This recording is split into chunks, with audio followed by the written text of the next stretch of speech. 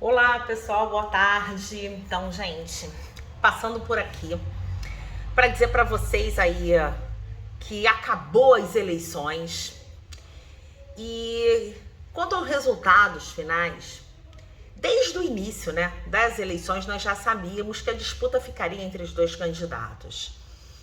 Eu tinha uma opção, a minha opção sempre foi dar uma oportunidade a uma mulher. Infelizmente, sabíamos que isso teria pouca probabilidade, ou quase que nula, né? Porque sabíamos que essa disputa seria entre os dois candidatos. E dentro da opção que eu fiz, eu demorei muito realmente para me posicionar. Inclusive, até algumas pessoas até me perguntaram quais seriam os motivos da demora do meu posicionamento. Então, meu posicionamento ele demorou para poder se dar, porque realmente eu tenho uma casa que inclusive é uma casa dividida entre filhos e eu e meu esposo, do qual nós temos tanto esquerda e tanto pessoas de direita. Eu sou uma pessoa de direita, não sou extremo, sei conversar com ambos os lados, se fosse necessário. Porém, analisando todas os governos, os pós e contras, isso foi algo de debate dentro da nossa casa, da nossa família, entre nossos filhos e também meu esposo. No governo do Lula, no primeiro mandato, foi um do governo melhor que nós já tivemos. Nós ganhamos muito dinheiro, inclusive, até mesmo que a economia estava em alta. Ganhamos muito. Para vocês terem uma ideia, eu construí meu imóvel em um ano, de 3 andares, para você ver o quanto a economia estava boa. Até mesmo porque os nossos negócios passam pela linha de construção, né, do meu marido. Então, mas depois, posteriormente, analisando como foi o governo, o meu maior motivo da não escolha pelo candidato em si foi exatamente o problema em relação às suas 2 condenações e prisão.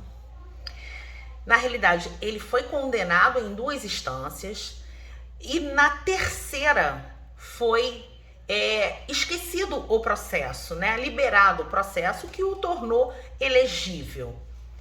Mas assim, teoricamente, ele não deixa de ter sofrido condenações. E foi exclusivamente por esse motivo, porque assim, eu considero agora, né, o presidente Lula um grande negociador, um grande político, inclusive, porque acredito que seja a possibilidade da reestruturação entre as partes, porque vivemos num mundo de guerra e o único motivo do qual ele não levou o meu voto foi exatamente essas condenações, porque é a mesma coisa de eu atestar, isso por questões pessoais, né? Atestar aí, dar um voto a uma pessoa que foi condenada. Então, em relação ao Bolsonaro, o que eu observei, a falta de forma de lidar com a política. E você não governa sozinho. Você precisa conversar entre as partes.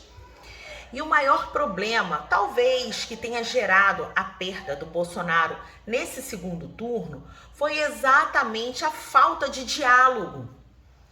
E essa falta de diálogo fez com que ele perdesse as eleições. Porque ele poderia ter conversado com Simone Tebet, ele poderia ter conversado com os outros candidatos, fazendo alianças e parcerias. Ele ficaria mais forte. E o problema da falta de diálogo entre as partes foi também o que fez com que nós, brasileiros, sofressem muito toda essa guerra. A falta de dialogar com outros grupos foi o que tornou-se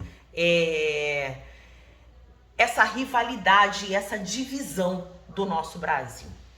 O que eu quero dizer é o seguinte, e eu desejo de coração, do fundo do meu coração, que o nosso Brasil ele tenha paz.